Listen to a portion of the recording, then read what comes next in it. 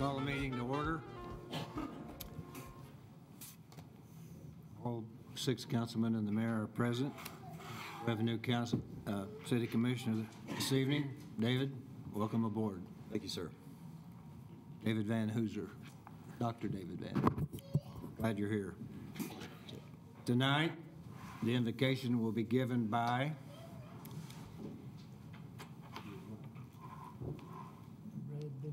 I wanted to call you Bert, but Brad Mendenhall and Mike Goodpasture, if you would lead us in the Pledge of Allegiance when he's through, please. Brad, thank you.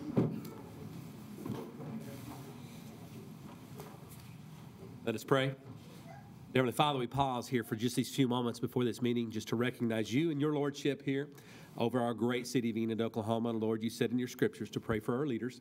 So Lord, we do lift up every one of our leaders here today, Lord God. Father, we ask that you just give them the wisdom that they need to lead this great city, Lord God. Father, we pray over our city. Lord, we thank you for every aspect of it, Lord God. Father, we thank you for our military. And Lord, our heart goes out to those that are serving our country. Our prayers are with them. Lord, watch over them and protect them, Lord God. And Father God, we just ask that you have your will and have your way over our city of Enid, Oklahoma. In Jesus' name, amen. Thank you, Brad. Mike? I pledge allegiance to the flag of the United States of America and to the republic for which it stands, one nation, under God, indivisible, with liberty and justice for all. Thank you, Brad.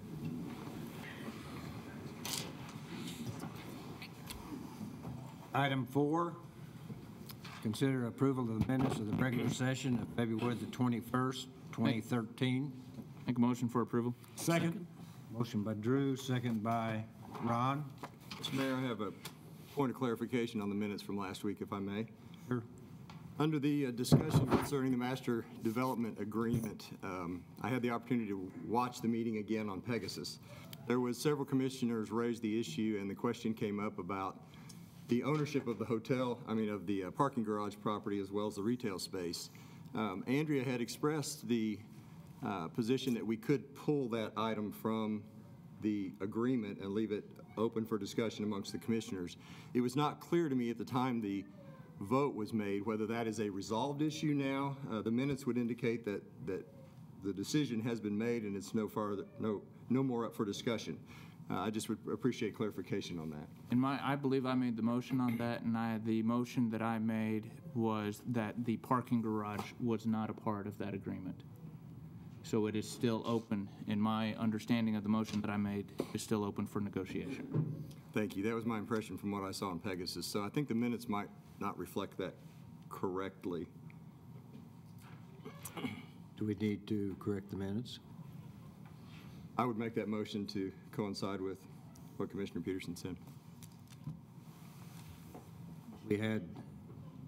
I'll make that amendment to accept the minutes as per discussion. Any further discussion? Would you read that again, what the motion was, please? You're going to figure it out later. I'll restate my motion for you, Mr. Mayor. Please do. I make a motion that we approve the minutes of the regular study session, or the regular session meeting of February 21st, 2013, with specific designation that the ownership of the parking garage that is in downtown Enid, that item is still up for negotiation and was not a part of the master agreement that was voted on. I'll second that motion. Any further discussion? Please cast your vote. Motion carries 7-0. Thank you, Mr. Mayor. Under item 5, awards, presentations, and organizational business, I would like to start with organizational business. Eric? That's why they call you the mayor, Mr. Mayor.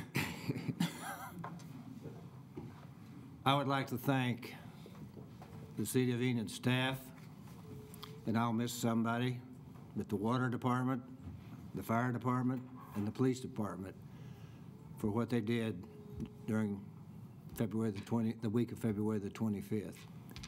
It's difficult when your power goes out. It's difficult when it snows, and drifts, and you can't get to where the problems are. You did one great job, and it's appreciated. And I told Eric yesterday, I did not mind a little trickle of water, because I got a drink of water. Having to cut the water pressure back was not an easy decision, but the water department works day and night, and they literally did the week of February the 25th. You wouldn't know it today when it's 50 degrees, but those things happen. I think it's moving to Chicago. Thank God my wife doesn't live there anymore. Also, again, Jim, you and your crew are appreciated. It's a tough job, but somebody has to do it. Also, I'd like to thank OG&E and its contract helpers, Alfalfa County Electric Company, also Vance Air Force Base. Were you driving a bulldozer? And Coke Nitrogen Plant. They were immensely appreciated. And without their help, we might not even have that trickle of water today. But they did a wonderful job, and we should be appreciative.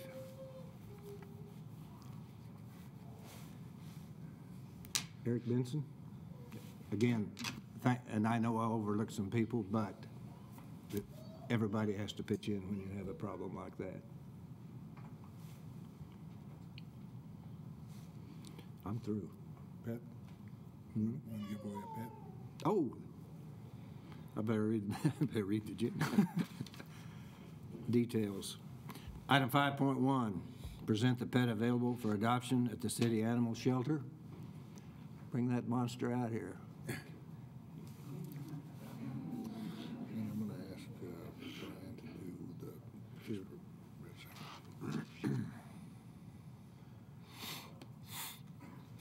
Tonight, we have a mixed Chihuahua. She's a female. We've named her Sammy. She's going to be up for adoption next week at the animal shelter, where the hours of operation are from 10 a.m. to 6 p.m. Monday through Friday, and on Saturday and Sunday, noon to 3 p.m. She'll be up for adoption, waiting for someone. Thank you. Did you ever find a home for the ferret? Is the ferret still available? Good.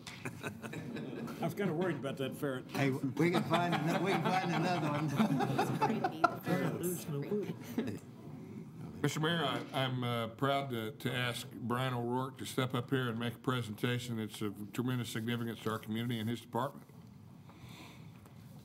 Mayor and Commissioners, Eric, I'd like to introduce you to who has been selected as our Enid Police Department Officer of the Year. I'm going to tell you about the selection process. Each officer, or every quarter, there's an officer selected by and nominated by his supervisors and selected by the administrative staff. Out of those four, one is selected as Officer of the Year. This year, or 2012, Officer of the Year is Officer Randy Wilson, and I'd like to have him come up. Randy's a graduate at Ringwood High School. In 1997, he joined the police department in 2007. He was CLEAT certified in 2007. He became a field training officer in 2009 and has been assigned to the night shift and now currently on the B shift, which is our 2 to midnight shift, our busiest shift. He joined the SWAT team in 2012.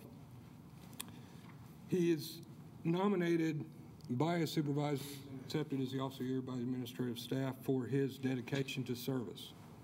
He understands what his dedication to his service is. He understands his service to the community. He understands what he needs to do for this community. His professionalism is superb. His work product is outstanding. His peers can rely on him. He has the compassion not too long ago where a mother was taken into custody and had a small child. He took that small child and basically turned into a babysitter for a short period of time, went to McDonald's, bought the child a Happy Meal, made that situation not so traumatic for that small child because their mother had been taken into custody. As of yesterday, he was on a call, pretty has sort of a fight call, pretty unsuspecting, and winds up being confronted by a convicted felon with a gun. So he's handled that situation perfectly, where nobody was hurt, he was safe, everybody in the neighborhood was safe, and the felon was taken into custody. Officer Wilson shows everything that we expect in an Enid Police Department officer, and I guarantee you he is one that's going to run towards the trouble and not away from it.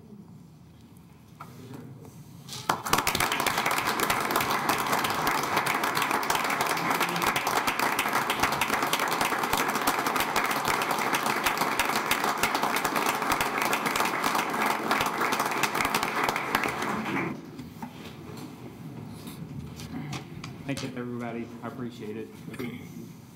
We thank you. He's working right now, so I will be zoning back. So get back to work.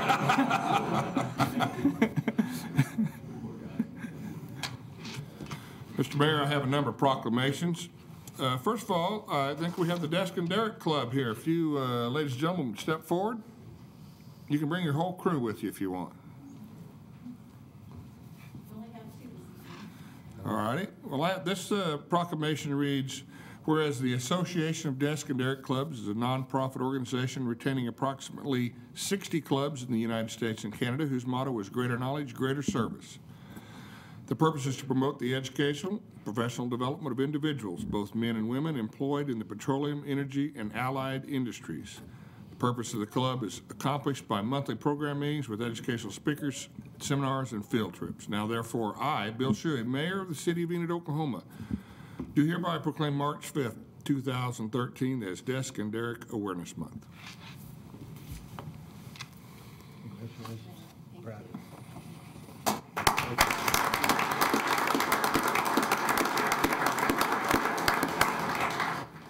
Mr. Mayor, Commissioners, this is a real treat for me. We have 3 of our more talented citizens, and as I ask you to step forward, bring your family with you so we can all see you and get you all on TV. As you know, we had we typically spend a lot of money on designs, and we go to great lengths to come up with great ideas, and we go to the pros to tell us how we should design certain items, and this is no exception. We went to the very source in how to design a city park. And we have 3 industry experts with us here tonight. First of all, Santiago Guzman Hernandez. Would you come up here and bring your family with you?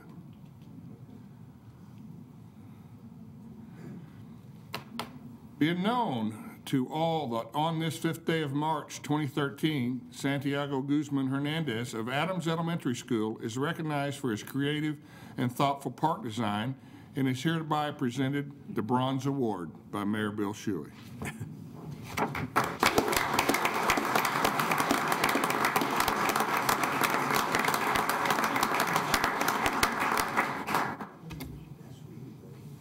Good job. Congratulations. Gotta have an ice cream cone. Our second of 3 industry experts, Haley Holmes. Come on up here, Haley. Start time. Be it known to all that on this 5th day of March 2013, Haley Holmes of Garfield Elementary School is recognized for her creative and thoughtful park design and is hereby presented the Silver Award. Haley?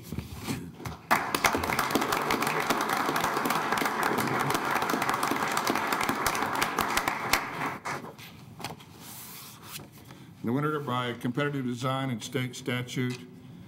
That's one of my jokes nobody ever gets. Be it known to all that on this 5th day of March 2013, and Kaylee, bring your family with you. Kaylee Majors of McKinley Elementary School is recognized for her creative and thoughtful park design and is hereby presented the Gold Award by Mayor Bill Shuey. Kaylee?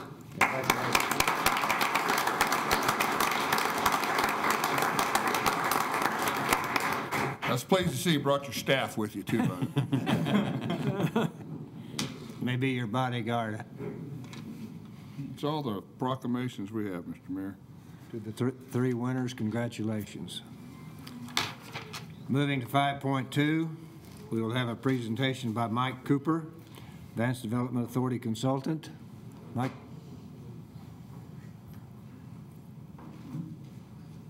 Good evening, Mayor, Commission, City Manager, City Attorney, Wing Commander Colonel James. Pleasure to be here. Always reminded when I'm in this chamber, spent a lot of time in here, Linda Park, City Clerk, and others, so it's always good to be back in Enid. Good to be back to talk about a good project that we have going on, the Protection Enhancement of Vance Air Force Base. City Manager Eric Benson asked me it's probably time to come and give an update a little bit about what we're doing, what's going on, and where we've been, where we're going. Just from your awards that you just gave out, Mayor, I think that Mr. Stallings and Envirotech have some future potential civil engineers here, so I think that's outstanding. I'll try to be quick because I know you have a lot of good business. It was great to be in town yesterday, Mayor, to hear your State of the City address. There's so many great things going on in this community, and you all should be commended for what you have going on, not just right now, but your future plans for the city. Your strategic planning is awesome in this community, so I commend you for that. But again, this evening, I'll have this presentation up here so I know you guys can see it, so I'll try to make sure that I don't mess up the technology here as I go through this. But again, the scope of what I'm going to talk about is the issues that we try to impact with our protection enhancement effort. I'm going to kind of explain the reason I think why we're successful. I'm going to talk about the city and the Vance Air Force Base projects. I'm going to talk about our effort with the Oklahoma Strategic Military Planning Commission and how the community acts with that and the projects that we have going on. I'm also going to talk about military value, military construction, and I'm also going to talk to you about Woodring Airport, the expansion that we have going on out there, and of course, why we do what we do. First of all, we always try to impact, and again, we do this because of comparative analysis we have between ourselves and the other bases that do what we do. And the most important thing that we need to look out for is military value and things like infrastructure, ramps, runways, hangars, things that it takes for them to do business out at Vance. And also military value, our most #1 important military value that we need to always protect, and you all know this, is airspace. Quality of life is, of course, very important. We have great entertainment, parks, education, health care, and those type of things in this community, and, of course, affordable, available, quality housing. And you guys do all of those things to make sure that we have outstanding quality of life. Something else that's kind of bubbled up since we started this well over 20 years ago. I know Mr. Stallings is in here, and Rob had a lot to do with some of the initial work when we were starting our initial protect and enhancement efforts back in 93, 94 timeframe. So what's changed a little bit now is that we need to be really focused on being able to, as a community and as a state and a congressional delegation, be able to assist them with being able to increase their mission capability, while at the same time be able to help them reduce costs. We all know what's going on at the budget level. Process at the federal level, so you can understand why that's very important. The issue about public-to-public partnerships, what communities can do and share resources and things that you do to be able to help them reduce costs, as well as partner with you and help you reduce costs. Reasons for success, I think most communities across the U.S. and most states look to Oklahoma, and particularly how we are organized in this community, because even our state organization, the Oklahoma Military Planning Commission, is based off of the Vance Development Authority.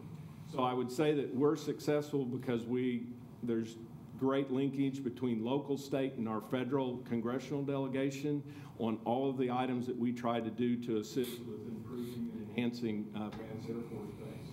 Vance Development Authority, we all know that we have representatives from each type of the entities throughout this community that we think bring something to bear to help us with our effort as we try to do things. Then at the state level, you have a representative from each one of the communities that have a military installation.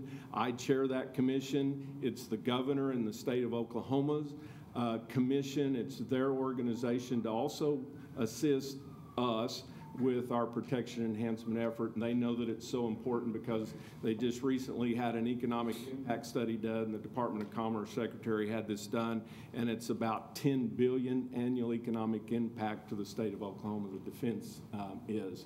The National Association of Defense Community, which I'm chair-elect of, is the organization that DOD, the Department of Defense, created so the Department of Defense and the services could have direct access to communities when there are issues of importance that the communities can bring to bear to assist the military do what it is that they do in the communities.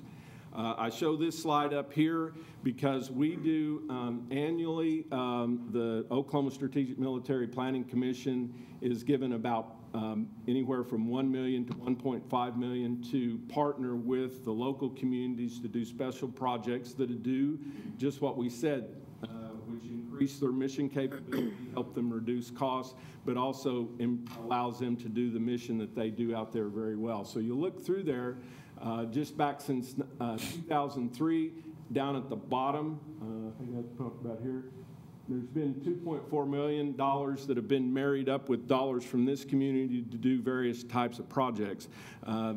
Things like land purchase, same like redundant water systems, joint use hangar, for example, that's one of the latest that we've done out there. And there's been various projects that allowed us to expand the mission out there. The Armed Forces Reserve Center is about a $20 million project that we got from BRAC 2005. Wheat Capitol Road, we got about $775,000 from the state of Oklahoma to do that road. That road on the south side of Vance Air Force Base that gives new access entrance capabilities for that Armed Forces Reserve Center. Again, we've been able to utilize these dollars to bring a lot more dollars to this community. Southgate Road that we did, same kind of partnering, meant that we got well over $15 million worth of dollars to expand the entrances to Vance Air Force Base. So you can see leveraging a little bit of dollars to do something, but it also helps them improve mission and reduce costs. A couple other things that we've done from the state level. We passed legislation that allowed for, after the 2005 BRAC, allowed for infrastructure improvements with communities that had expansion from BRAC. That was Enid and it was Lawton, Oklahoma. We were able to utilize this bill with your wastewater treatment facility, which Eric, I think, was around $34 million. I think first 5 years of interest paid by the state of Oklahoma. Those monies are being deposited, I think, quarterly to help pay for that facility. To date, we've had a little over $1 million that's been paid on the state's behalf to assist you with that project. The reason you were able to get it was because Vance is around 25% of your overall wastewater treatment process. Again, it's a great benefit for us to be doing their wastewater treatment, so you can see why I do that. The other thing, we passed a Pilot and Passenger Protection Act. That act for the state of Oklahoma, what it also dealt with was towers and structures out underneath the military training routes or the airspace that they utilize all across the state of Oklahoma. That legislation was used as a model to the states that also had issues with towers and structures, particularly windmill development. And of course, the whole idea of it was to have communication between the developers and the Air Force or the entities that maybe have range problems. So we've stopped that. We don't have an issue. Those developers are coming and meeting with our wing leadership to resolve those problems before land is purchased and things are starting to be developed, because there is an issue there.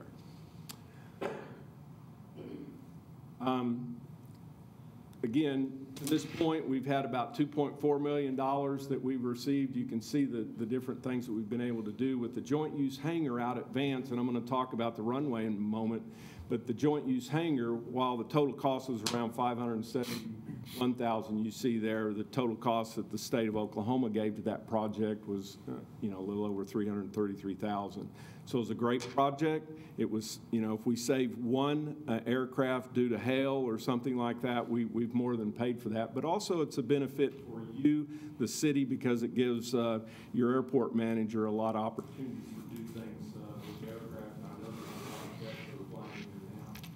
great project that we have currently. The Air Force came to us and said, we're going to close the outside runway at Vance Air Force Base. We need somewhere to land our T-38s.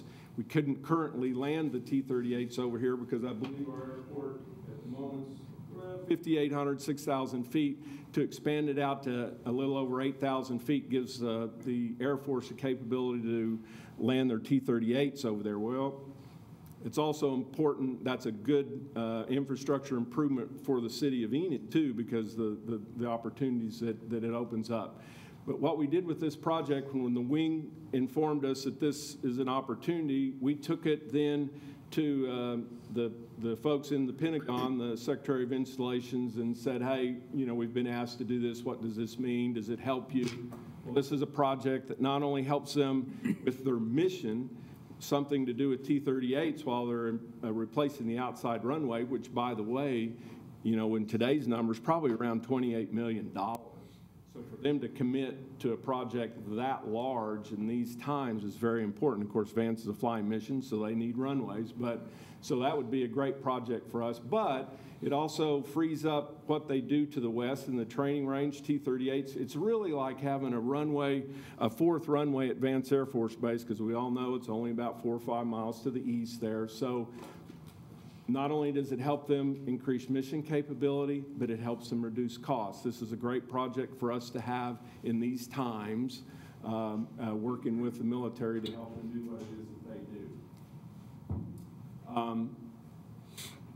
For the runway, again, we have partners. As you all know, we have $2.5 million already from the Oklahoma Aeronautics Commission. The Department of Transportation has committed $500,000. That should be the amount to pay totally for that road improvement. That is the Southgate Road, which is at the south end of this runway where the extension is going to happen. He has also committed that if it takes more than that, the state's committed to see that that's done. The Military Planning Commission last year committed $260,000 out of that $1.3 million that they get annually. I think that you'll see that this year we'll get approximately that much more if we decide that we still want to commit extra dollars for that. The FAA, your airport manager is able to commit bank dollars to the tune of $450,000. I think this will be a similar project like Wheat Capital Roads. We'll have 3 or 4 years commitment from the state of Oklahoma through the Military Planning Commission, so we're probably talking upwards of $700,000 to $800,000. It's going to be able to help the city's costs. I think it's around about a $5.8 million project, close to $6 million, and you can see we already have most of the dollars committed.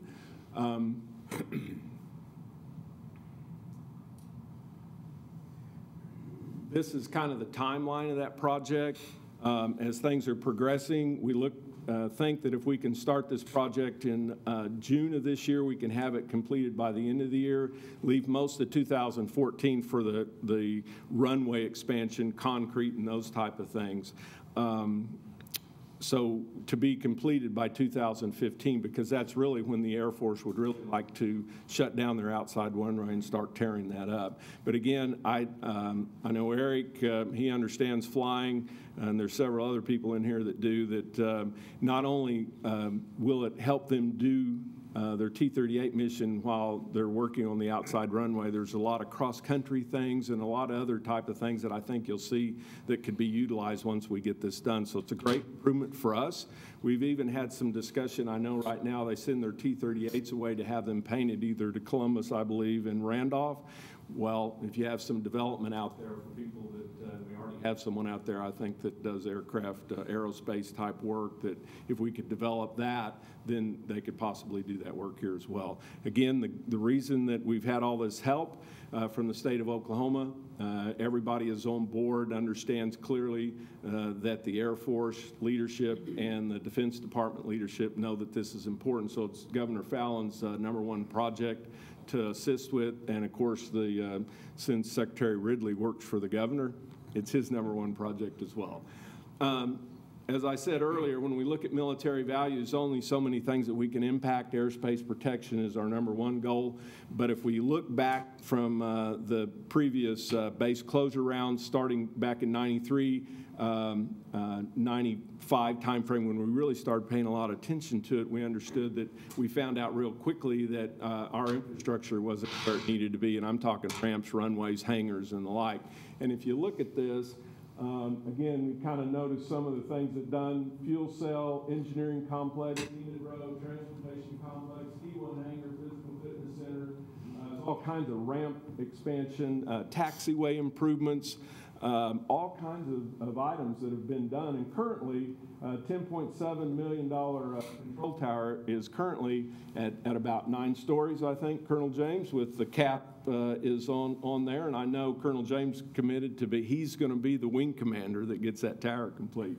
But if you think about it, if you go back to the 95 time frame, and I think Rob Stalling's still in there, you'd understand this, we go to being very at risk on our infrastructure to we're in a great position, and it's because of that. Well over $200 million has been spent on infrastructure that we've been able to bring here that were all congressional adds. There were none in the original budgets to be done. And again, these are all mission specific.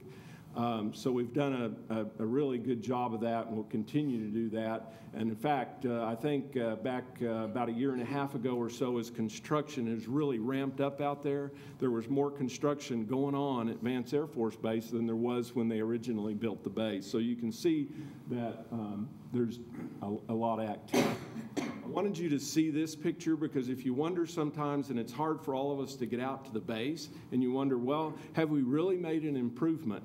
If you look at this area right here, these areas right here, some people wondered back when we bought 158 acres here and then about 138 acres here. Look at this point right here. So really here, this area, and this area. You wonder, well, are we doing anything? Are we doing any good? Look at this picture, and you look today, and again, these are all major defense dollars that are spent. That, of course, is the new security entrance. This road here, Southgate Road, was improved. Again, state and community work. This road back here on the back, again, if you probably flew over an area, you'd think it's another runway because it's heavy reinforced concrete road that goes to the new entrance to the this area right here is where that new about $20 million Armed Force Reserve Center, which is always good to be joint. We have another mission. The Army's here. You guys know that about 300 people every other weekend are probably here, staying in your hotels, eating your food. There was, and again, if you, this area right here, this is in front of Eisenhower School. First, got a Milcon project right there, phase 1 of housing, built about 52 homes. That's on the south side of what the original Fox Drive was, right next to Eisenhower School.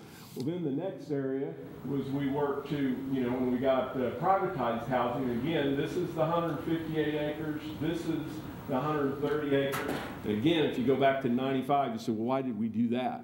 Vance Air Force Base had 0 acres to expand in 1993. So now we have areas to expand. If you look at some of why the missions that we got, why we continue to grow. And again, Vance Air Force Base, when you think about it, is one of the smallest of the small bases. So it's very compact. It's really hard to spend $200 million in that small of an area. But again, with what we do with infrastructure, what we do with our airspace protection, the legislation we created at the federal level, because it helped the military work with other states to develop that type of language to get that done because they have a huge issue. So of course, there's always going to be issues and always things that we can do to improve. But that's why I say we go back to why are we successful? It's because of our local interests. We pay attention to the leadership with the Air Force and inside DOD to understand what their issues and concern are. How can we help increase mission capability? How can we help you reduce costs? And that's what we continue to do. I always get asked, well, why do we even care about this? Well, I always look at it, we're a proud host community of a military installation. They put this base here after original donation of land. We do everything we can as a community to assist and impact what they do at the base. We love to have their people here. I'd say we're patriots, I guess. It is the largest employer with the highest per capita income jobs, anywhere from 235, I guess, to 250 million annual economic impact. But the real people value to it, why it's so important to Enid, to have the most energetic, highly qualified, highly educated people that marry up with our business and community leaders. Also, they interact with our kids in our schools. It can't get any better for us. And again, the economic impact sure is very important, but I think we have a responsibility because we have that military installation there. So I think great partnerships. So with that, I will sit down and be quiet unless you have other questions. But again, I appreciate all that you all are doing as we pay attention to these things because we can't do everything at once. But if we leverage the dollars we have at the community, state, and federal level, that's why we're good at what we do. So any questions? Mike, I don't know that it's a question, but I don't know that everybody's aware, but the relationship between the city of Enid and the community of Enid and Vance Air Force Base is not exactly like many others. Would you say that's true? And would you elaborate a little bit on that? I would say that is absolutely true, and I wouldn't want to speak for Colonel James, but I've heard it all the way back, and you all remember as far back, the first military person that I met when I came to Enid back in 1988 was Colonel Fig Newton at the time. And it became a 4-star vice chief, all of that. And from every wing commander on since then, and Eric, he's been in the Navy, he's been around different facilities. Every one of them would tell you that this was their best experience. They don't always have the great community-based relationship. I mean, just for the fact of some of the things that we do. If there's housing issues, we're there to try to resolve it. We provide, I think the last count, Eric, was $45,000 a year for 50% of scholarship tuition for spouse and dependents. We pay for books for the men and women in the military. We essentially, you want to go to school, you go to school here. So that doesn't happen everywhere. So I think, and the other things that we do, we essentially, this community puts their arms around the military while they're here, and it's recognizable, I think. Eric, would you have anything to add to that? I mean, Well, for 3 years, I commanded the largest fighter tactical base in the entire universe. And at 7 o'clock in the morning, we'd start getting phone calls of complaint about starting jet engines. And we used to say that you could knock out all the lights in Enid with a sonic boom and no one would even wake up. And because they're committed to Vance Air Force Base. The Vance-Enid relationship has been the crucible by which all military bases are compared. There's no doubt that we have the best military-community relationship on the planet. Amen. So, anything else? Mike, thank you. Thank you for the work you do. Thank you. Good to be here. Always good to be back. And good to hear about your exciting things you got going on. Thank you. Very good. Item 5.3, consider appointments to the Metropolitan Area Planning Committee, or Commission, the Enid Joint Recreation Triad, Park Board, Enid Public Transportation Authority, Board of Adjustment, and the Meadow Lake Golf Course Advisory Board.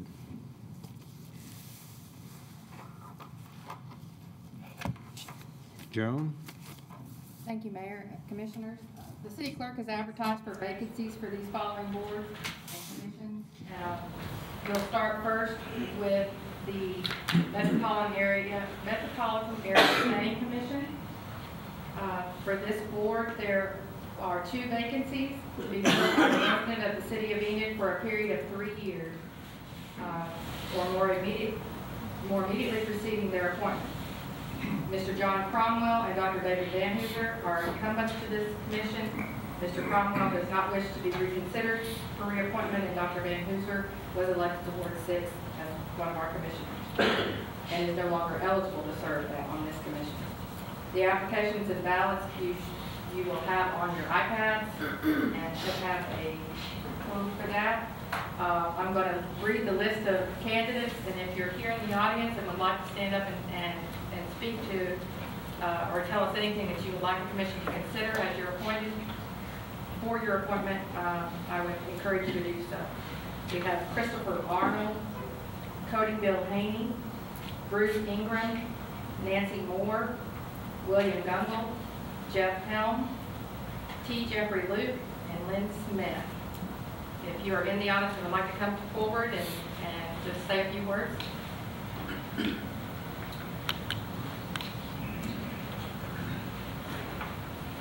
Please state your name. Jeff Helm.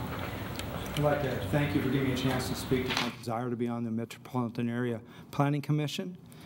I think first and foremost, I think the commission is best served by diversity of opinion and thought. I work for Advanced PR Foods and run the operations here. And as the largest private employer in the community, I spend a great deal of my time planning strategy for growth. How do we grow in a community with 3% employment? How do we shape our future? And I think that diversity of opinion that I would bring is of value to the commission. Secondly, I have a real strong interest in this, quite frankly. I worked in community development 20 years ago in the city of Santa Barbara. And at that time, we went through a very, very large planning strategy and subsequent construction projects that I worked on, one of which we called our Crosstown Freeway Project. It was controversial. It was epic in dollars in proportion, but it was absolutely necessary for the community's development. And I think these commissions that take this risk and for reward to the community are essential. The community just doesn't survive very well and grow forward without that. I can go back now, 20 years later, to the city of Santa Barbara and see the work that was done and see the benefit to the community 20 years later. And it's really with great pleasure and pride that I get to do that. And I'd like to be able to do some of that with the city of Enid now. The last reason is, you know, Enid has been my home for 20-some years now. I've raised a family of two fine young boys. I have a wonderful marriage. I have a great quality of life. I have a great career. And quite frankly, it's because of Enid that I've been able to enjoy these things and continue to enjoy these things. And I focused intensely on work in my career and my family for 20 years. I've dabbled in the community and worked on the police commission and other things. But it's really time for me to kind of continue to give back and give back more in a larger scale. And I think the Metropolitan Area Planning Commission really aligns with my desire to do that, and my skill sets, quite frankly, I think will serve well in that activity. So I appreciate your time. I would like to get one last plug in for the city. We sent our employees home last Monday night in the afternoon. I wanted to get them out of the weather. I shut down 5 plants to do that. We wanted to get them home and safe, and that's quite frankly when the city got busy.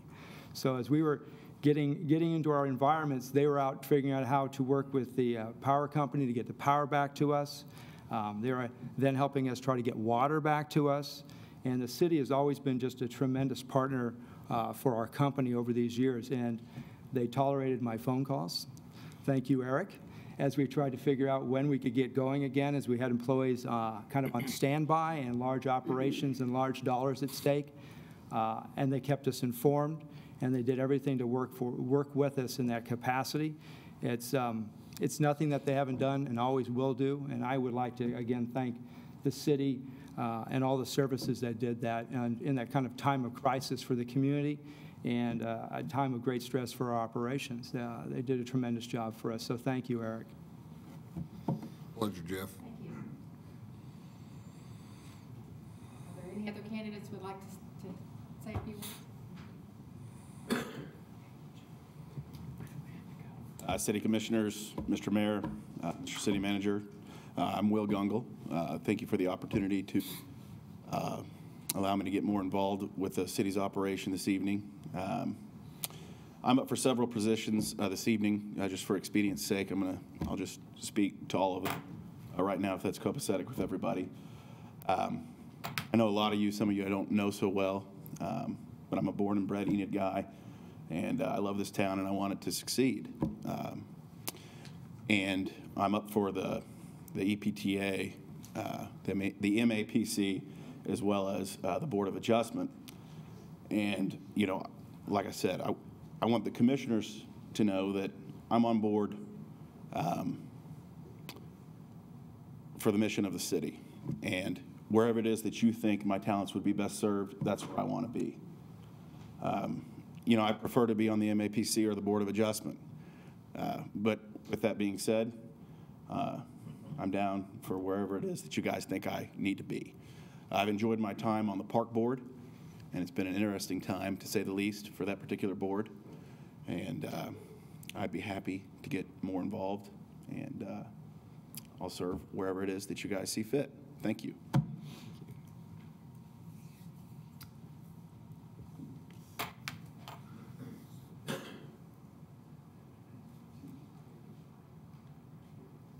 Evening, everyone. Thank you for the consideration. My name is Cody Haney. I was born and came to Enid when I was 6 months old. I've lived here my whole life. Graduated here, went to college, went to Las Vegas for a couple of years, came back, been back about 3 years.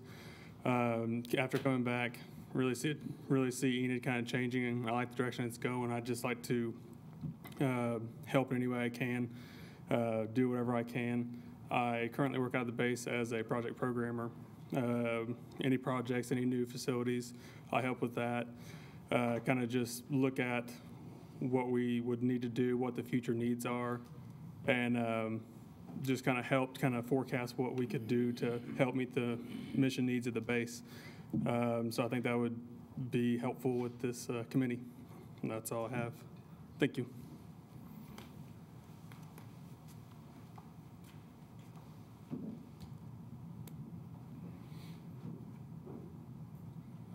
My name is Jeff Luke. I was here not that long ago. David went over the post that I had initially applied for not long ago, and due to David's advancement and the vacancy, I'm here again. I've been here about 4.5 years. I've been very impressed with the growth of Enid, not just population-wise, business, what it's done for the community. I just would like to be a further part of that. So thank you for your consideration. Nancy sent an email saying she got stuck in Calumet for work, so she wanted everybody to realize that she was still interested. She just got stuck out of town. Aiden, are you going to post the code up for them to utilize? There are 2 vacancies. The top 2 candidates will be selected for the post.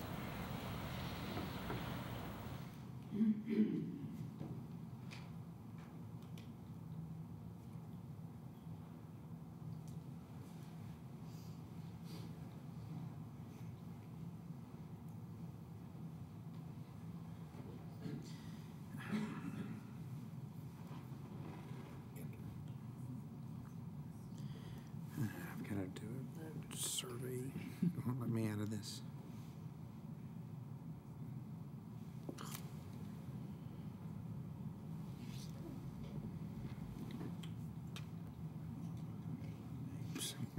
How are you?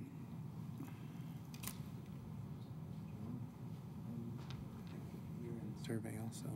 Yes, I am. 2.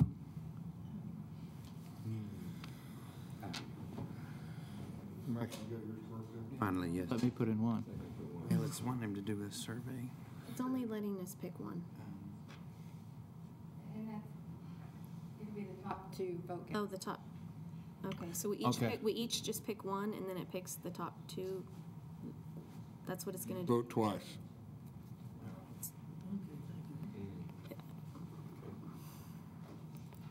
Okay.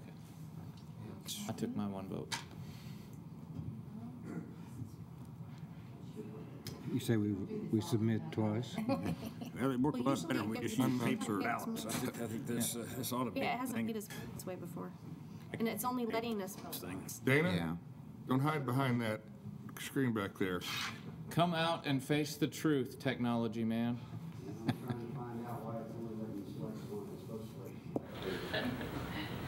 can't even get out of it. Yeah. Well, you know what? I always screwed that too. I screwed the paper up. No, they don't allow Yes, you did. Printed ballot? Yeah, we did. I messed it up every time. I was having to scribble stuff out. And it wouldn't let me go back in and Can you, it won't let you submit? Yeah, I submitted, but then it won't let me go back and vote a second time. Did you try voting for two? Yeah, it didn't work. No, it just would keep What am I switching supposed to back do and with forth. that? Well, let me go back again. I know, yeah, we're locked into that one, no matter what. If you don't like your choice, too bad. I gotta get a, I'm trying to remember who I put in the first time. that's gonna do something. Yeah, and then just. Paper to get there, Linda? It says up there. It won't log back, it won't let us log in again. Myself. Make another code, You could Mr. Watkins. write them down, maybe. Okay, we're gonna use some new technology perhaps. Linda, why don't you pass out a sheet of paper? Each of the commissioners. And they can write 2 names on each piece of paper. See the list again. Back to basic. Do that. You're supposed to enter a name on. Okay. Big chief to the rescue. We're gonna always have Here's a the list if you need it. Oh, Top 2 names. all right, I remembered the one. Remember, put 2 names on the piece of paper. When they finish, you can bring it. Got 2, Jim. Writing the names down, and when they're done, put them up on the top. We vote for two? Two.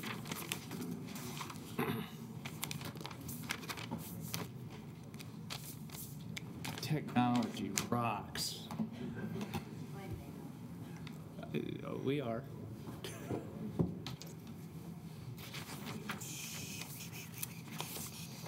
You gonna hit them? Might as well hand it. It's either comfortable or free.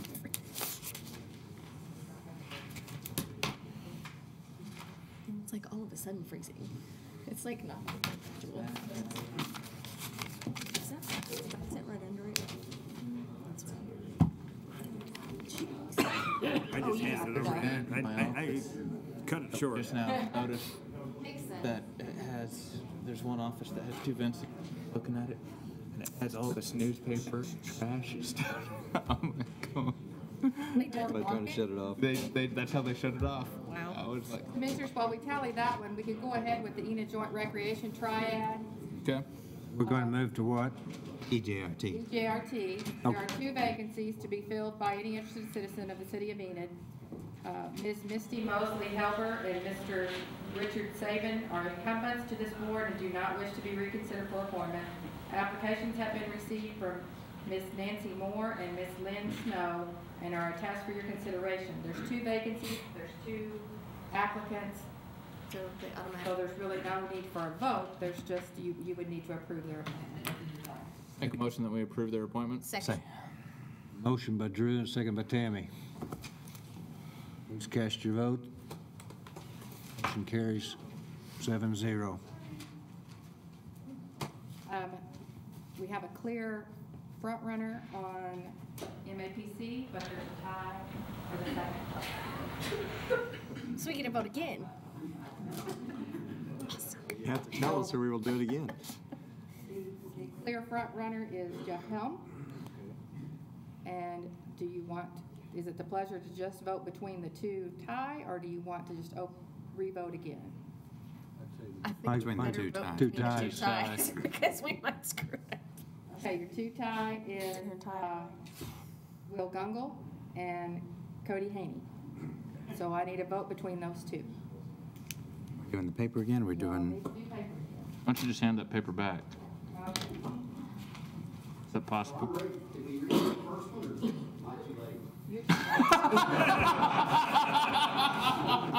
We're way down the road now, Dana.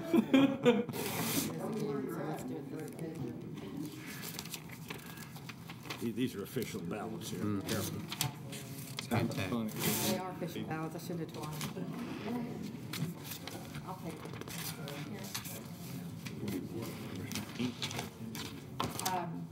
Here we go, we got it. Cody Haney, Will Gungle.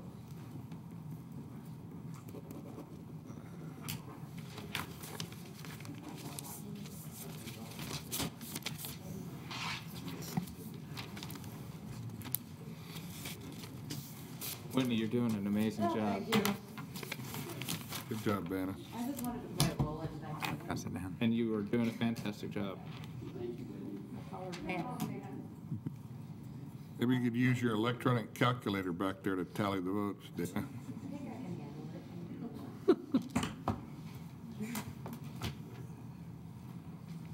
That should not take very long. For the park board, there's one vacancy to be filled by any interested citizen of the city of Enid. Mr. Denny Crick is the incumbent to this board, but does not wish to be considered for reappointment. Your application. We can do my way with the park board if you want.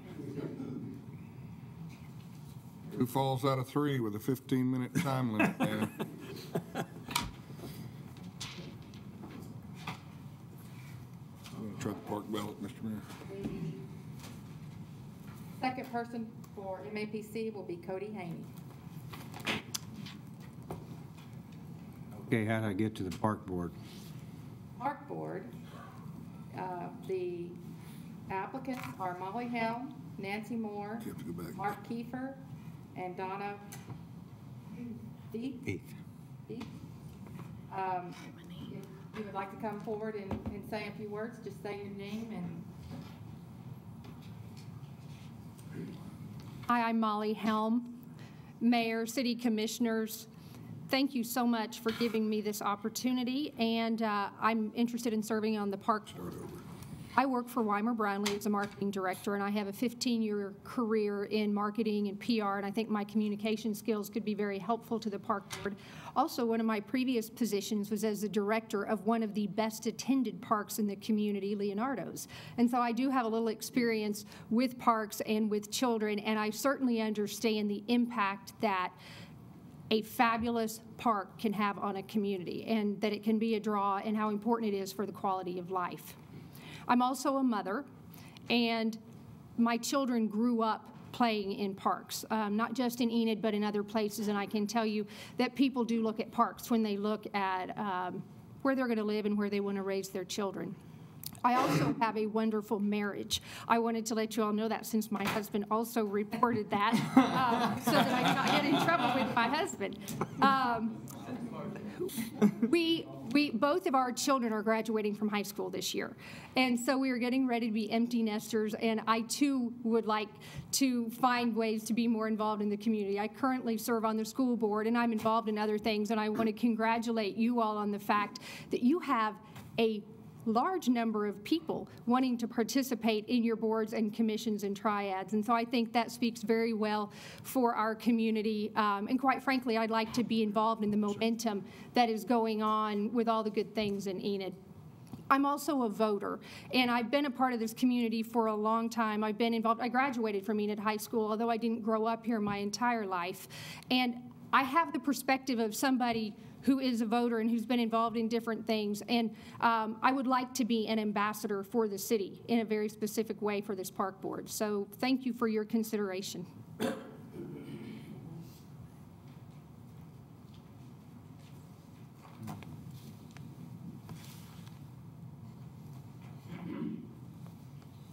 name is Donna Veith, and I just know that I go outside every single day that I possibly can, to exercise my dog and to ride my bike, and there just are not enough people out there.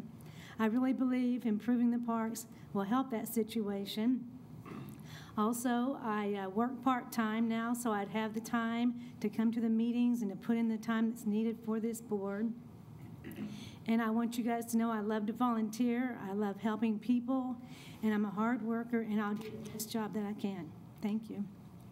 I would point out that if you happen to have open heart surgery here in town, Donna might be the one running your heart-lung machine. So what you're saying is don't make her mad? Stay on the good side. Validation code. It looks like it's done. You not here? P-A-R-K-B-A-L. Mark It's on the. letter. He has his kids at ball practice tonight. Yeah. Key that again. And Nancy's been in Calumet. Wrong end? Yeah. That sounds right.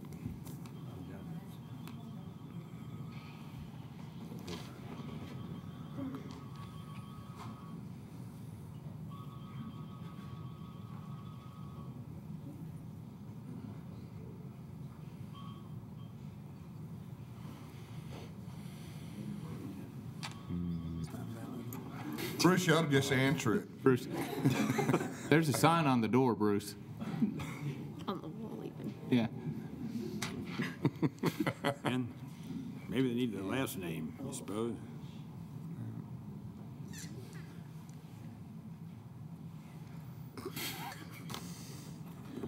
Simple system. Tell me it's working. It's ridiculous. Like your name. Trouble using paper. I don't know why it's difficult. Just write it down. You write yours down. What's wrong? So his is a. Yeah, it won't accept his name. Did you do it Ron or Ronald? Both. And it wouldn't do either one? Did you put down Jansen? Maybe it's trying to tell me something. Yeah, try that too. Didn't like that either. Yeah. Just blame it on Denton. Yeah.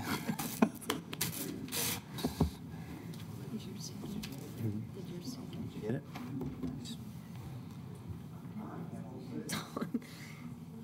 Your response has been received. Maybe, I'm not having hot flashes yet. Joan, what are we doing? Only one, Oh, we're only waiting for one? only one. Everybody else's is on there, so Yeah, it looks like it's as gone. long as this one is in agreement, we'll, and it is. How can you- 411. Molly. Okay. Anything by something bad. Small print. So that one is complete. We have the Enid Public Transportation Authority, one vacancy to be filled by an interested citizen of the city of Enid. Mr. William Guggle is the incumbent to this authority and would like to be considered for reappointment. We have William Guggle and Lori King as applicants. We need one appointment.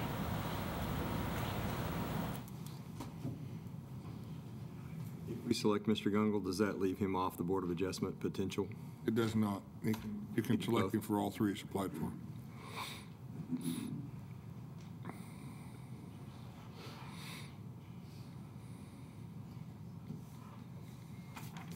Let's see if it makes any difference.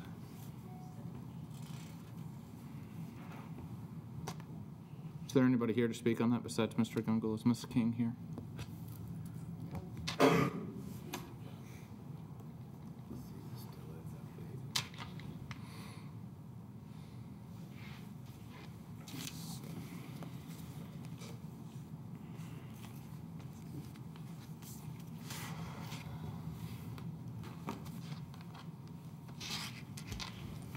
Bingo. Please tell me. Believe it or not, this is faster. Get it to move, okay? We just don't do it often enough. Yeah. That's it. Your portable tablets, smartphones.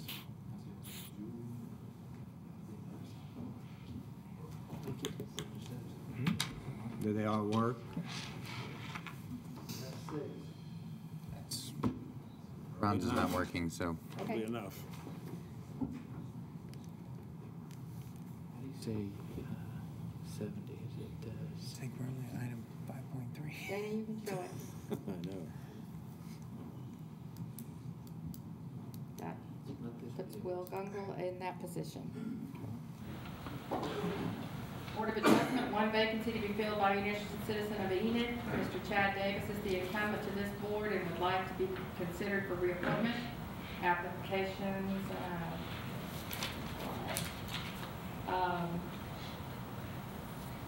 Board of Adjustment candidates are Christopher Arnold, William Gungle, Chad Davis, and Jeffrey Luke. Do we have anyone that would like to speak to this that hasn't spoken already or would like to add something else?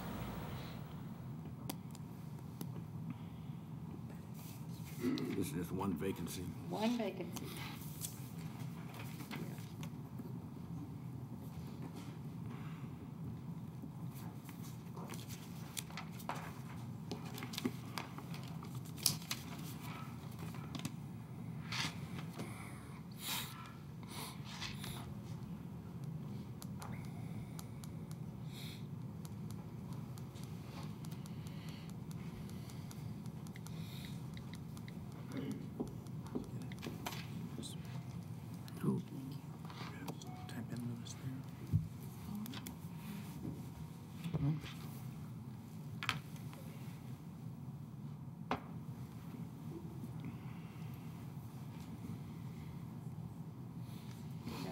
Dana?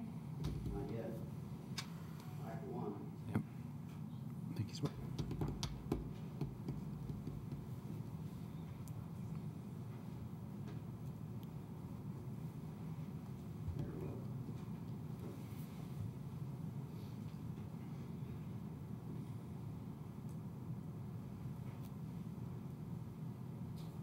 That appointment will be for William Guffel as well.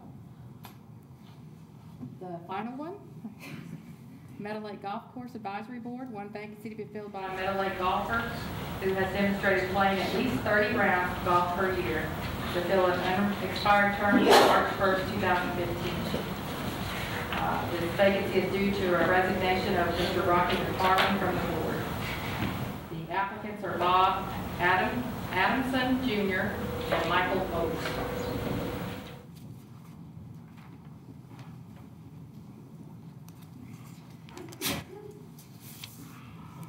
Bless you. Mayor and Commissioners, I'm Bob Adamson Jr. Some of you know me because we've played golf together. Some of you know me for professional standards. I'm a retired mortgage banker. Keyword is retired. I do have the time now to fulfill some needs and wants that I'd like to do and see accomplished within our community. And one of them is a passion. That's golf. The City of Enid has a gym sitting out there to help bring in more people. And it's a gym that with Cody Lack and the golf course superintendents work on this course, just since Cody's been here and Mike's been here, has just been phenomenal. I've seen improvements go leap and bounds over the 40 or 45 years I've played this golf course. It's just the last few years we've seen this much improvement. And I'd like to be able to be the eyes and the ears to hear what the community has to say, what other golfers have to say, and be able to give it back to Cody and give it back to the commission. And I do expect some gripes because I hear them all the time out on the golf course, and sometimes it's because of my play. It's pathetic. But I would like to appreciate your considerations. It would be something that I feel like I can really do and help in promoting the game of golf and the growth of golf within Enid. Thank you.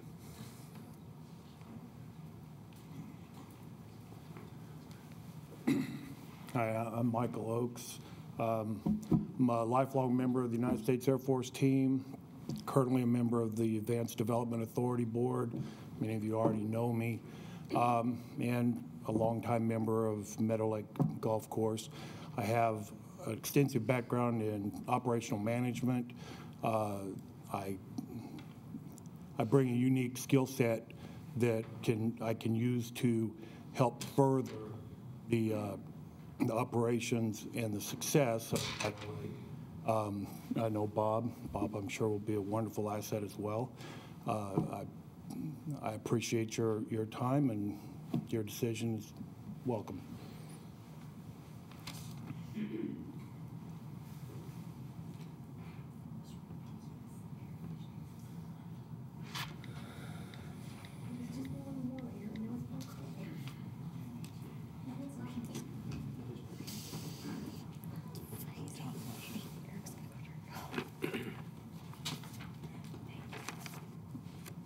It was nice a minute ago, it was warm, and then it got cold. Because of the cessation there. He's always got jokes.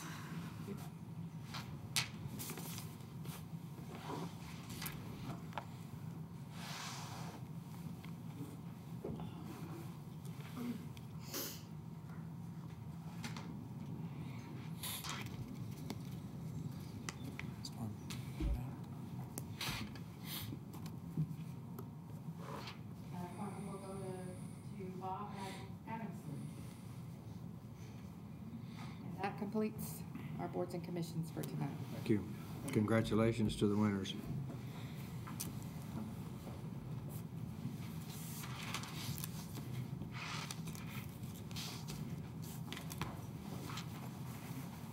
how do we get in? Oh, okay, start over. Thank you. Item number 6, conduct a hearing to close a portion of Westwood Road adjacent to 1626 Chancellor Road, Lot 1, Block 2, Chancellor Subdivision, lying in the southwest quarter of Section 2, Township 22 North, Range 7 west of the Indian Meridian, Garfield County, Oklahoma. Chris? Mayor, Commissioners, the engineering department received a request from the landowner adjacent to this road that was undeveloped. And I believe we're having difficulty finding the location map. Quite easily, there's a piece of 30-foot piece of road that is just south of Oakwood Country Club that was not developed in the Chancellor subdivision. That road basically ends up in the 13th fairway. So there's no way that we see that it could possibly be developed. We did notify all the folks within a 300-foot radius of that area and the utilities, and we got a response back from OG&E that they do have some utilities buried in that road, that undeveloped road, and so they have requested that we retain an easement. It's the recommendation of the engineering department that we conduct a hearing on closing this road. Tell me the recommendation again. That we conduct a hearing on the closing of this road. Okay.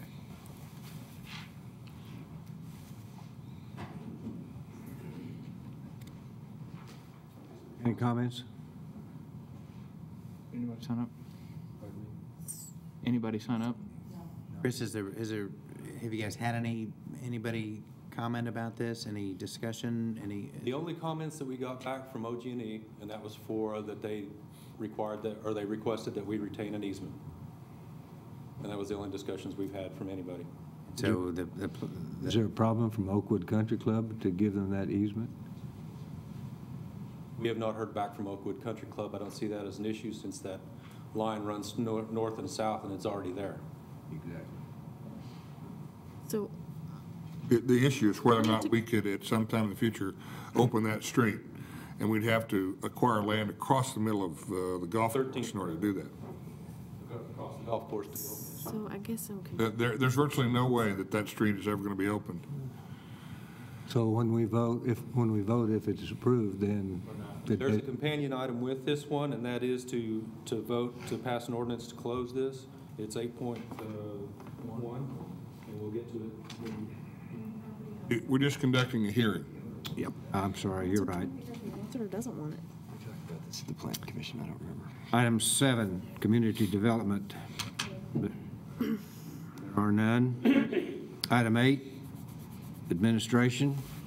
8.1, consider an ordinance to close a portion of Westwood Road adjacent to 1626 Chancellor Road, Lot 1, Block 2, Chancellor Subdivision, lying in the southwest corner of Section 2, Township 22 North, Range 7 west of the Indian Meridian, Garfield County, Oklahoma. This is the companion item to 6.1.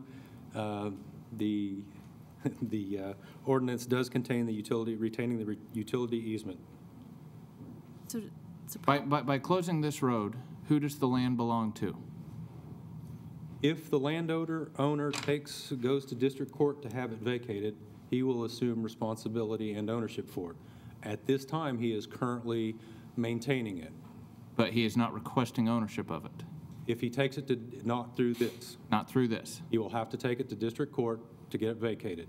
Okay, and this is the first step that This is the first step to getting there. So Make he a wants motion to that close done? the road. I'll second that. Ma'am? So he wants it closed? He wants it closed so he can better utilize that property. Gotcha. Close it and keep it as an easement. That's our recommendation, sir. I made a motion to close the road. Second. Motion by Drew, second by Mike. Any further discussion? The way that was written didn't make much sense to me. Please cast your vote. Motion carries 7-0. Item 8.2, consider a resolution amending the 2012-2013 Capital Improvement Fund budget by appropriating additional funds in the amount of $138,500 to increase the 2012-2013 appropriated amounts for the Capital Improvement Department.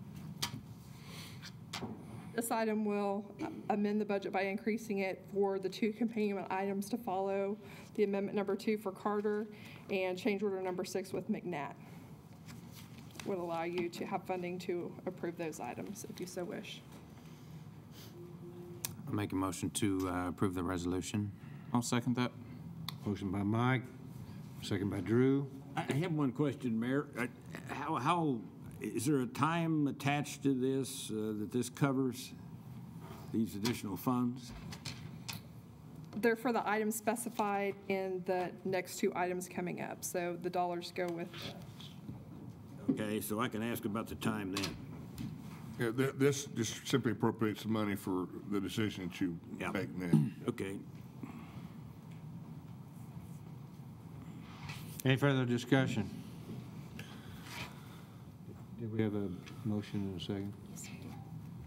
Mr. Stuber, Commissioner. Good. Please cast your vote. Motion carries 7-0. Item 8.3, consider amendment number 2 with Carter and Associates Commercial Services, LLC, Atlanta, Georgia, for program management services for the Enid Renaissance Program, project number M-1109B. Robert? Thank you, Mayor, Commissioners, City Manager. As the Mayor called out, this is a presentation on amendment to the contract with Carter and Associates, who is doing a project and management and program management for the Renaissance Project, which includes the renovation, the new event center, and also assist us with our management of other projects down there, including parking lot projects, the sidewalk reconstruction, and the curb and gutter projects tied to the street. What we have here is an amendment to extend their contract by 2 months. Their contract goes through June. There has been changes on the construction project, which will extend that contract by 2 months, and this allows to extend our program manager additional 2 months, cover the additional work. They do go beyond the construction contract to cover startup, warranty issues, and things that occur after the contractor is finished and leaves the project. This is based on their contract fee for 2 months extension, 42,660, and we have in here a amount of $5,000 to cover expenses for the additional 2 months. This is a not-to-exceed contract, so they actually invoice for these costs, but this would move the not-to-exceed amount up by $47,660. Happy to answer any questions. Making a motion to approve amendment number 2 with Carter and Associates. Second. Motion by Drew, a second by Lewis. Any further discussion? I've got a question. I personally happen to live in an area that is impacted by the downtown rebuild. Ma'am, we can't take the question. Oh, you can't take why it's taking 10 months to get a parking lot done that should have been done in 3 weeks? Ma'am, we can't take that question. We have a motion on the floor. Correct me if I'm wrong. You asked if there were questions. The questions are for the commissioners of the speaker. There's a time set in the agenda for public comment. That's exactly right. I'm sorry. May I ask a question? Sure. So basically, we're extending this contract because we're 2 months behind. Is that? No, we're extending the contract 2 months because we extended the change orders necessitated. As part of the negotiation for the change orders, there was it provided us with additional construction. In one case is the new steel structures for the event center. That's the largest one. And in that negotiation also allowed the contractor additional time, 2 months, and we're extending the program manager's contract to oversee that by a like amount of time. That's right. Those are unbudgeted items that we just continue to accumulate? No, they are well within the apportioned consideration for this. In fact, to date, we're under 5% of the contract cost for these unexpected overrun items, and that's within what we were budgeting for. But all change orders represent an additional increase in the price of that project. No, that some of them indicate a decrease, as has been the case over the past year. We requested the heavy, Yes, that was a change order that we requested as a design change for the functionality of the event center. We wanted to provide for the capability of a different type venue, and it required a larger amount of structural steel to hang, for example, speakers and other display data and whatnot. It expanded our reach of our event center. It was a conscious decision by us to renegotiate that contract. And it is captured within the contingency funds which were established when this budget was set. Any further questions? If I may, we still expect the event center to be finished in June. Danny Jardine, I'd like you to answer that question for me. Right now, we are still on target for a June opening.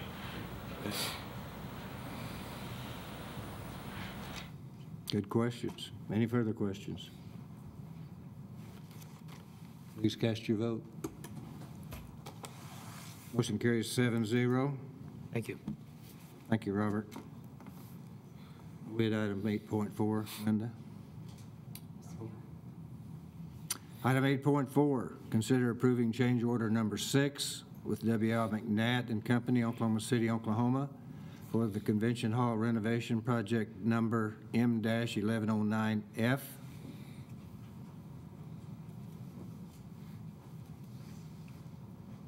Mayor, Commissioners, Mr. Benson. Hey, Bob, I have a question for you. Yes, sir. Did you have heart surgery earlier this year? I certainly did. Who fixed your ticker? The doctor. I suspect Donna was there also. I've often thought the services of a heart surgeon in this building might be appropriate. Yeah, I am very blessed to have been in Enid, and I mean, I think I was here, that's part of the reason I'm here.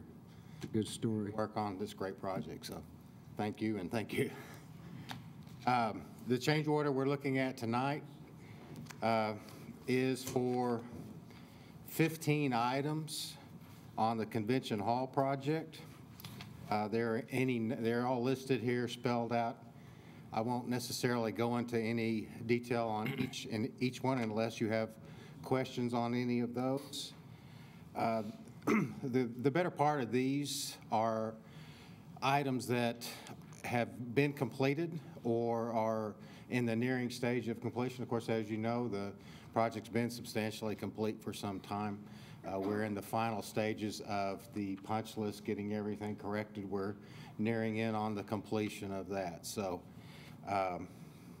item 1, the example of the pre-function carpet space, that work is all completed. Another item about the plaster repair, we're still working in some areas to get that up to the quality that's expected by the team. We've worked with the architect and the contractor for a lot of hours on all of this. So a lot of this has been negotiated down. So we see this as added value to the Convention Hall project. We believe that these numbers are all the right numbers, and we recommend approval. Any questions on specific items? I'd like to make a comment, if I may. I had the pleasure of going through the building this morning with Mr. Jardine and Mr. Myers. They were very kind to take me through there and show me these items. And the vast majority of these items are already completed and have been completed for some time in some cases. I was kind of interested in is there any point in extending the substantial completion date to last November? That is the actual substantial completion date as an executed document. So I mean that is the benefit in it. For that item alone, there's no money associated with that. That's. Dude, and you mentioned there are some little items yet, some dress yes. items, aesthetic yes. situations in the building that still need to be addressed. Correct. Do you have any idea when they're going to be out of there, when it's going to be totally completed? We are being told and working together to be totally complete within 2 months on the outside. There are some items that we are still working to get to finalize everything. There's some additional hardware that had to be replaced, so that's ordered coming. As soon as that's in place, I would like to be able to give you an exact date, but those are the minor things that are left. The punch list is attached to the substantial completion. It's pretty extensive, and a majority, a percentage, I'm not sure, probably 80 to 90% of that is now complete. The architect, contractor, and our office are walking that to make sure all those items are complete. At the very end, we will have everything completed on that list. But you're personally satisfied before school's out, it's going to be totally completed and it'll be gone? Yes. Okay. Kind of like building a house, isn't it? You're on business. Yes. I'll make a motion that we approve change order number 6 with the WL McNatt and Company for Convention Hall renovation. Motion by Drew. Second. Second by Don. Any further discussion? Please cast your vote. Motion carries 7-0. Item 8.5, consider a groundwater access agreement and easement with the Garfield County Fairgrounds Trust Authority for installation and operation of groundwater wells on the Garfield County Fairgrounds, project number W-0906. Thank you, Mayor, Commissioners, City Manager. This is an agreement with the Garfield County, the Garfield County Fairgrounds to extend our water lease agreement, to continue that agreement on their property. We have had in the past 2 wells, but we have recently replaced one of those wells, and this agreement allows for the continuation use of that facility. We've provided some quality and quantity of water, good quantity and quality water from the site. We'll indicate, this is the Garfield County Fairgrounds in this corner shown here. It provides continuation of the use of the water rights on that site. We would have a new well construction over onto the west side of the site, and we have this agreement provides for a second well if needed, and we anticipate probably next year we'll probably add a second well to make further use of that site. The agreement does provide that for the use of that right, we provide credit to the Garfield County for water use up to 2 million gallons a year. In the past, the agreement was 1 million gallons, and that's been changed to 2 million gallons. That is for the water, that's based on pulling 200 gallons a minute pump from the well system. As the water demand or the water availability goes down, their credit goes down, of course. That equals about 7 days of the pumping out of the system. So it's considered a good deal for the Garfield County in providing them with water service, and a substantial good improvement deal for the city of Enid to be able to provide a quality water supply that close to our facility. Anyway, the agreement is on the agenda for your approval. Happy to answer any questions. Motion to approve. Motion by Ron. Second. Second by Lewis. Any further discussion? Please cast your vote. Motion carries 7-0. Thank you. Thank you, Robert. Item 8.6, consider an ordinance amending Title I, Chapter 11, Section 1-11-2 of the Enid Municipal Code 2003. Andrea?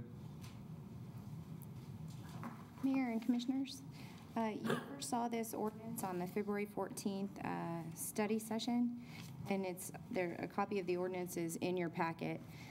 The only thing that this ordinance does is just clarify that our municipal court has jurisdiction over both adults and juveniles.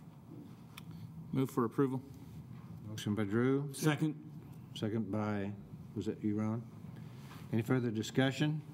Please cast your vote. Motion carries 7-0. Item 8.7. By the way, thanks for all your hard work. You're welcome. And I'm going to let I've got to read it first. Okay. Consider an ordinance amending Title II, Chapter 6, Article E, Section 2-6E-10 of the Enid Municipal Code, 2003. Andrea? I'm going to let my Assistant City Attorney come up. This is Shandy Campbell. I'm sorry, I forgot she got married. If you haven't met her yet, this is the new Assistant City Attorney, so she's going to get a little bit of experience here today. Mayor, Commissioners, Mr. Benson. You first saw this ordinance at the study session on February 14th, and this ordinance first adjusts the fees to the current rates, which are reflected in the document that you were given, and second, adjusts the calculation of stormwater development fees by removing abutting streets from the calculation. Are there any questions? Make a motion for approval. I'll second. Motion by Drew, second by Mike. Any further discussion? Please cast your vote. Motion carries 7-0. Item 8.8, consider an ordinance amending Title II, Chapter 6, Article C, Section 2-6C-3, and Title 7, Chapter 10, Section 7-10-5 of the Enid Municipal Code 2003. Andrea? Mayor and Commissioners, again, you saw this ordinance on February 14th.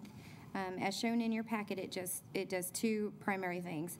One is to remove the restriction that only the Great Plains room be rented for $25 at the library. There are several rooms that can be rented, and they can all be rented for that same price. The second thing that it does is it removes the name of the Library Endowment Fund.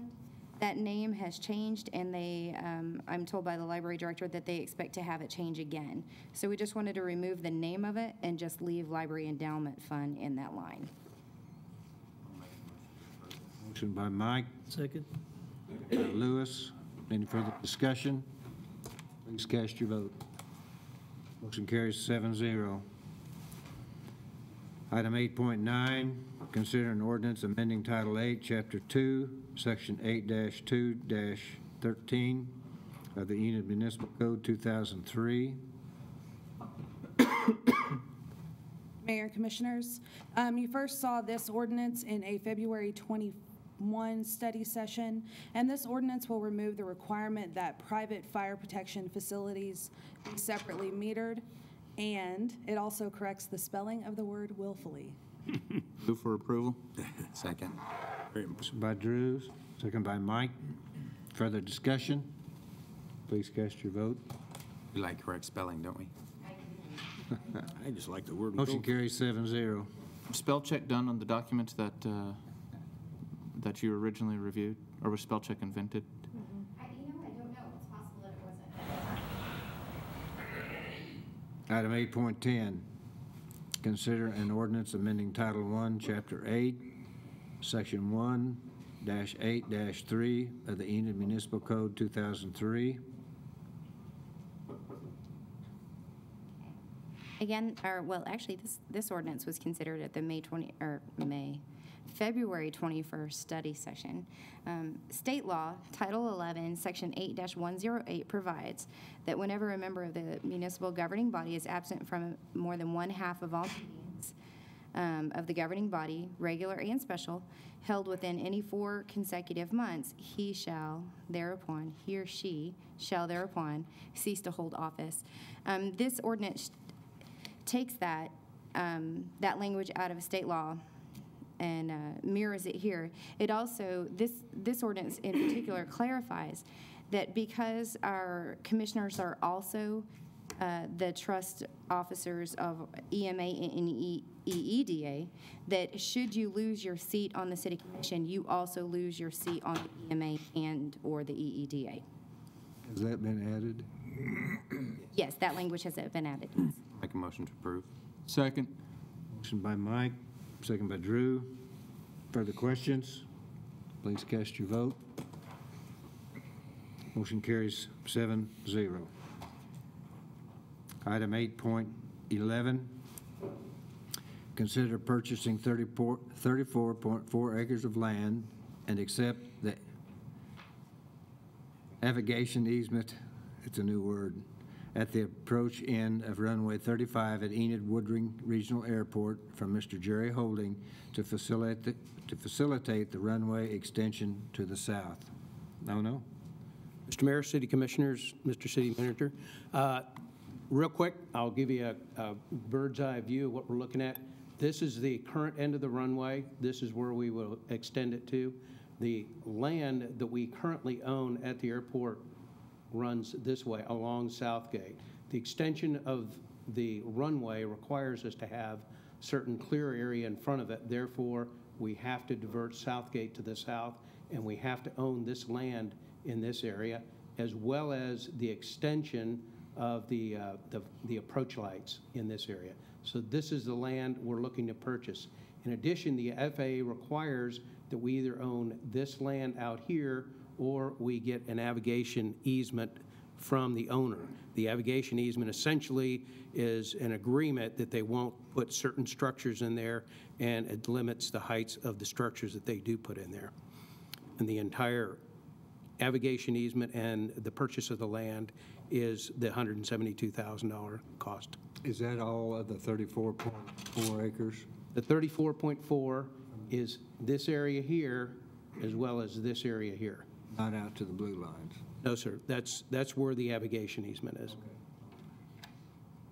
They just can't mess with that. Can't build anything on there. He can build certain things. For example, for height restriction right here, it would be 15 feet. Out here, it would be quite a bit higher. But again, if he wants to build anything, would have to get approval from the OAC and the FAA to do that. And those are very easy organizations to get paperwork through, is that correct? Yes. I'll make a motion for approval. Second. Motion by Drew, second by Lewis. Further questions? Please cast your vote. Motion carries 7-0. Item 8.12, consider an agreement with Burlington Northern Santa Fe Railway for the localized drainage improvement project on and downstream of railroad property 411 West Chestnut, City of Enid, project number F-1205, and authorize the mayor to execute all contract documents after review by the city attorney. Robert? Thank you, Mayor, Commissioners, City Manager. It is my pleasure to present this participation agreement, cost share agreement with the railroad for solving a drainage problem in the area. I do want to refer to the slide here, and on the slide we show Van Buren on the west side, and this is basically Chestnut on the south side, and Washington Street to the east side. What we've highlighted in these colors are the drainage basin in this area, stormwater drainage basin. They drain through the storage pipe system from the southeast corner of the basin. The problem or concern is flooding that's occurred in the W.B. Johnson Grain company area, which in this area is shown as the beige area. They have they own property, they have storage facilities and offices in that area. What we outlined in blue is principally part of the Burlington Northern Railroad yard, where they store and train and move trains and change cars around. The problem is that in the past, when we had rain events, the stormwater off of the yard has exceeded the capacity of the pipe systems and gone across the private properties of W.B. Johnson Grain and caused some flooding and gotten some offices.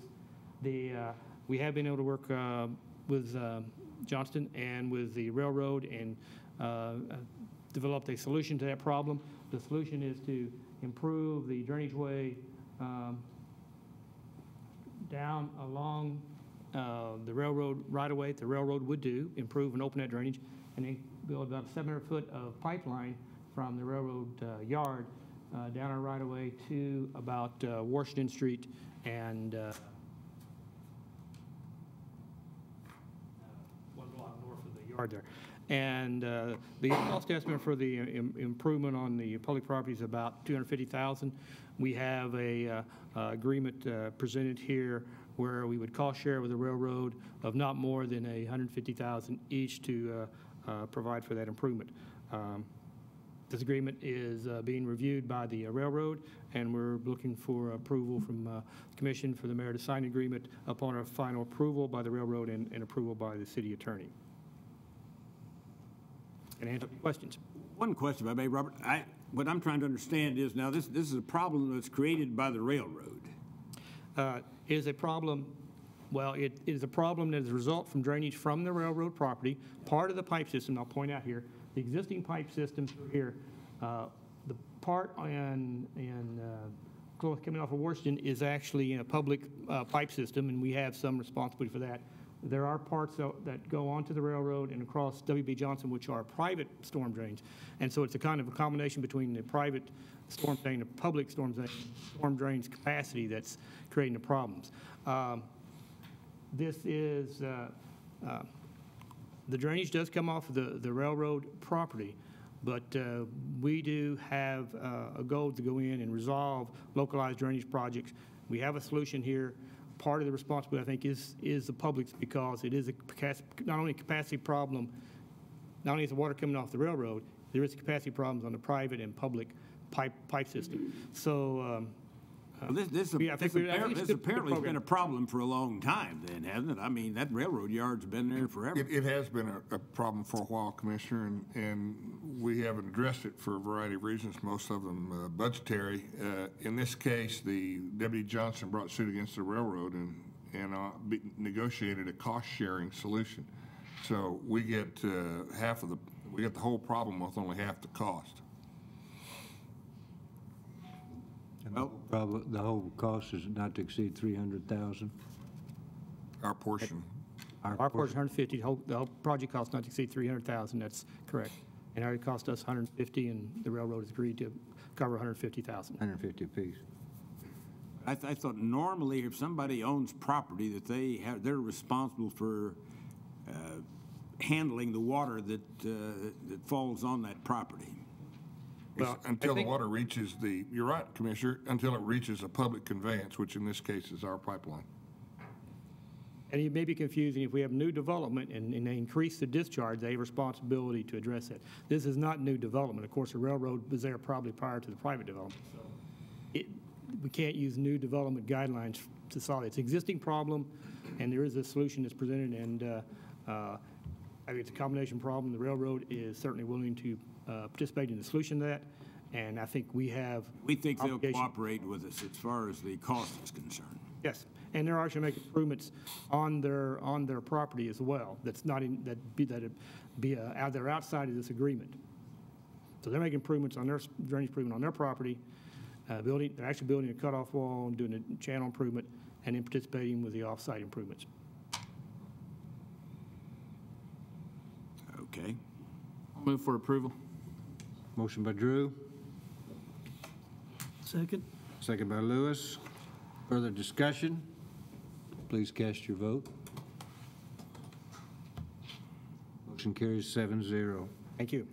Thank you, Robert. Item 8.13, consider a resolution declaring the necessity for acquiring property for Renaissance parking, green space, Central Park, and amphitheater, and authorize, instruct, and direct the city attorney to commence condemnation proceedings if said property cannot be purchased and damages settled by agreement with the landowners. John? Mayor and Commissioners, my name is John Wynn. I've worked roughly 2 years for you as a council.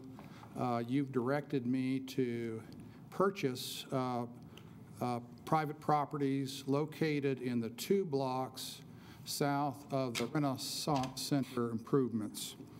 To date, I have purchased 8 of those properties out of 15.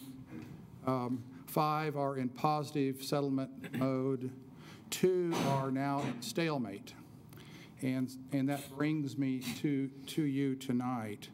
The one building that we have worked on for roughly 2 years is owned by D&D Premier Properties. It's located at 424 South Grand. I commonly refer to it as the Northwest Scuba building. The Northwest Scuba was a prior tenant in that building, and if you remember the red and white dive flag out there. We've had now 2 years of discussion with either the owners directly or through counsel, legal counsel for the owners. At your direction, late last fall, The city hired a mediator, a professional mediator at city cost, and last week a mediation was held, and that mediation lasted roughly 10 hours, and that mediation was unsuccessful. We were unable to agree on a settlement price for that building. The city and the owner simply disagree as to either the value of the property or how the property should be valued in comparison to the 8 other properties that you have purchased in that same area. It's real hard to get to an apples to apples ratio in that area because of the quality of the buildings and the fact that the majority lie in the floodplain. We have had those properties appraised. We've done what we can in a scientific way to try to get to the right number. There are some subjective elements in that, and that's where we break down with the owner. That's not to say that the city is right and the owner is wrong. It's simply to say that we just disagree and that we have worked now for 2 years to try to reach agreement, and we can't do it. Now, the alternatives at this point would be for you to abandon your quest to acquire that property.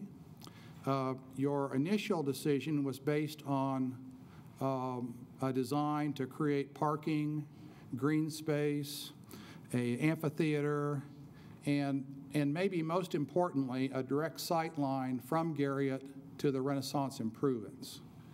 The decision on whether you want to continue to try to acquire this property and other stalemate properties is simply in your hands. It's not my decision. I'm here to help you, but I can't make that decision for you. It's really no surprise that when we take 15 different properties with 15 different owners, that we come to impasse on at least one of the properties. And I recognize that that perhaps the easiest properties have been purchased and the tougher ones lay ahead. That is a historic event in that when the conference center was built, the city had to buy a little over a half a block to make that work. And there were some condemnations threatened, and I'm told, although I haven't confirmed it, that there was one condemnation proceeding in that project some 30 years ago. And so here we are today, and we're in conflict, and there is an easy solution with somewhat of a tainted name. The process is condemnation. Some people see that as a negative process. From a public standpoint, it's simply a forum to set a value by an independent party. We simply file a court petition, and our Garfield County District Court appoints appraisers, and those appraisers set a value. That value is then either accepted or rejected by the property owner. If it's rejected, then the property owner has an opportunity to present what they think the fair values are, and then ultimately the court names that dollar amount. Although it's an adversarial process, it's fair to both parties, and both parties have an opportunity to submit information and evidence regarding that value. So in theory, that procedure should come up with the right number where we as city or owners can't do that. And so that is before you tonight. Before a condemnation can be filed, the city must pass a resolution that determines that that property is necessary for a public purpose. You have that resolution also before you tonight. Mr. Wynn, we're really just talking about the one property you described. That's all Yes, we're sir. talking Yes, sir. about seating. I'm hopeful that the other properties will fall in place. I may be here at a later date with respect to any one of those properties. But tonight, we're just talking about the one. How far apart are we, Mr. Wynn? Well, the discussions in mediation are supposed to be private discussions, and that is for the benefit of both parties.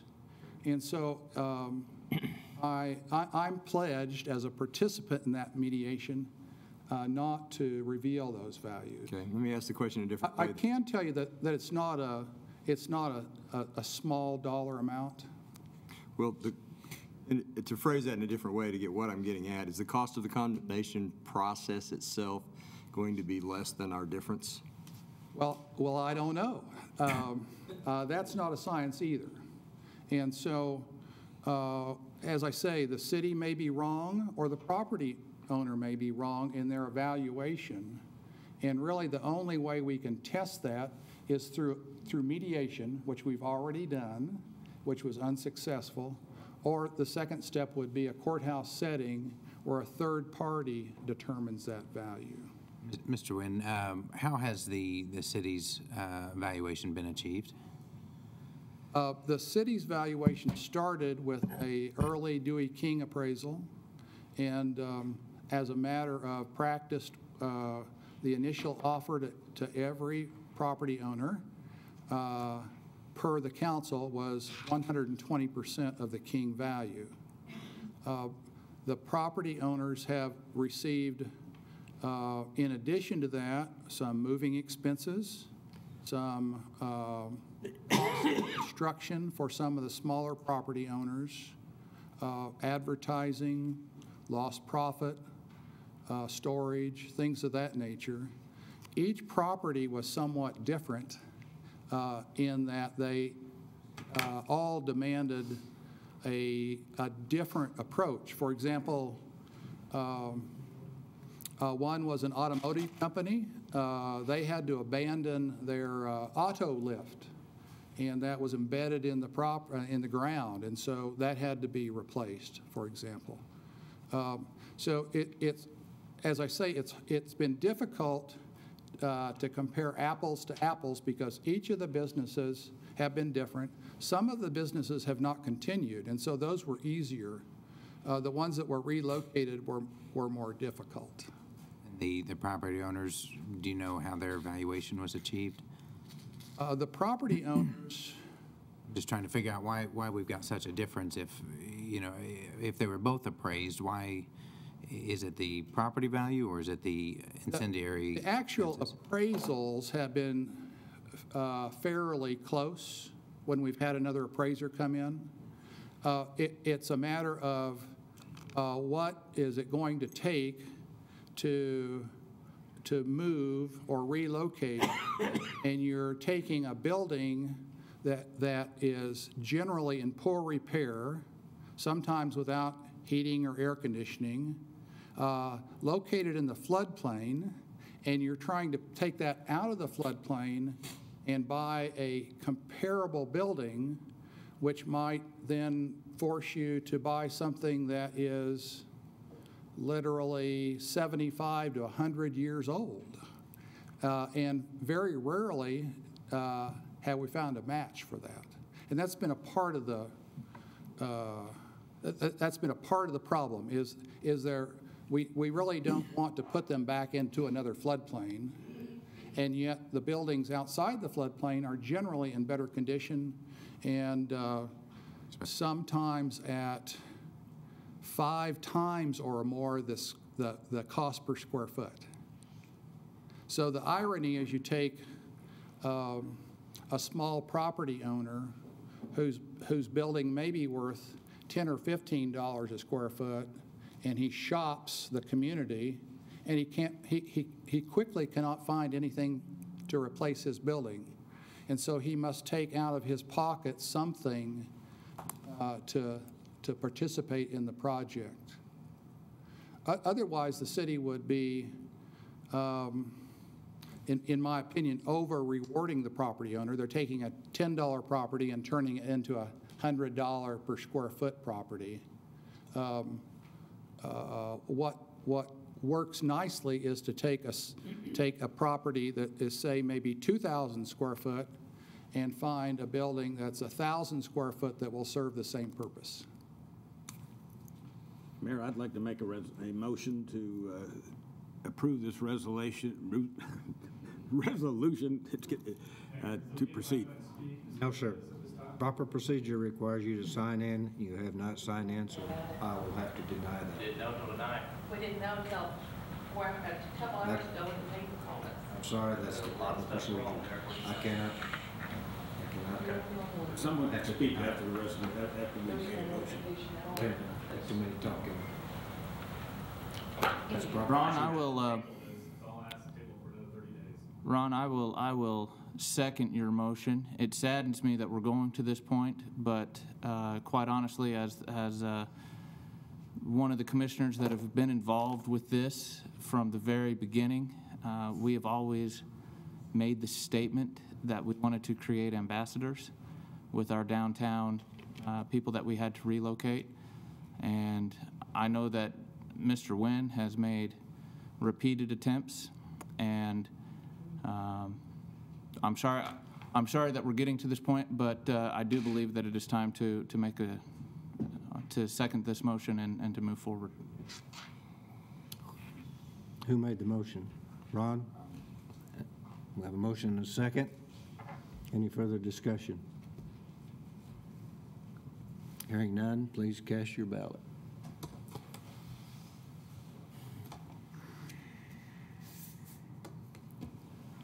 Motion carries 7-0.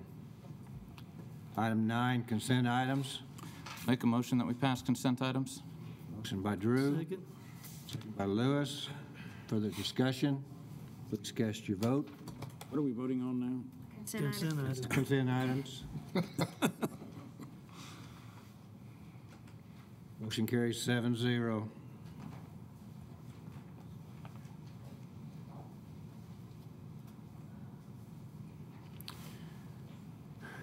Item 10, we will now recess to convene as the Enid Municipal Authority. Trustees of the Municipal Authority are all present this evening. Item 12, the Enid Municipal Authority regular meeting. Under item 12.1, to consider a resolution increasing the 2012-2013 fiscal financial plan for the Enid Municipal Authority in the amount of $138,550. Make a motion that we approve the resolution. Second. Motion by Drew, second by Ron. Further discussion? Please cast your vote. Motion carries 7-0. Very well done, Aaron. Good presentation. Pardon me? Presence. Item 12.2, approval of claims in the amount of $863,489.05. Make a motion that we approve the claims. Second. Motion by Drew, second by Mike. Please cast your vote. Motion carries 7-0. We will adjourn to convene as the Enid Economic Development Authority. Trustees of the Enid Economic Development Authority are all present. Under item 15, the Enid Economic Development Authority regular meeting, item 15.1, approval of claims in the amount of $5,500. Make a motion that we approve the claims. Second. Motion by Drew, second by Lewis. Please cast your vote. Motion carries 7-0. We will now adjourn to reconvene as the Enid City Commission. Under public discussion, item 17, no one was signed up to speak under public discussion. I'll let a motion to adjourn. So moved. Mr. Mayor, before we do that, can we just state the reason that we're not able to address when people get up there. I think sometimes they don't understand why we're not able to. And I just think it would be good information for those that are unaware of our statutes. Wait a minute, we have a motion. We have to withdraw that motion. No, the motion can die by lack of second. Motion died by lack of a second. Andrea? Mike has a good question. If there's something that's not on the agenda, under state law, it can't be discussed. If there is something that's on the agenda and someone signs up, your own rules require that someone sign up for public discussion. So if they're not signed up, the mayor does not have to recognize them, generally chooses not to do so, and we move on. So those are the reasons. If it's not on the agenda, it can't be discussed. If they didn't follow procedure, then the mayor generally won't recognize them. And it is actually not just, frowned upon, but we actually cannot, by law, discuss items not on the agenda, correct? Right, not unless it's an emergency. Say that. Emergency being there's a tornado knocking down half of the town right this moment, things like that. Okay. Well, I just, like I said, I wanted to make sure that people were aware that, we're not able to. We couldn't conduct a business meeting or have a council meeting if everybody could just start talking.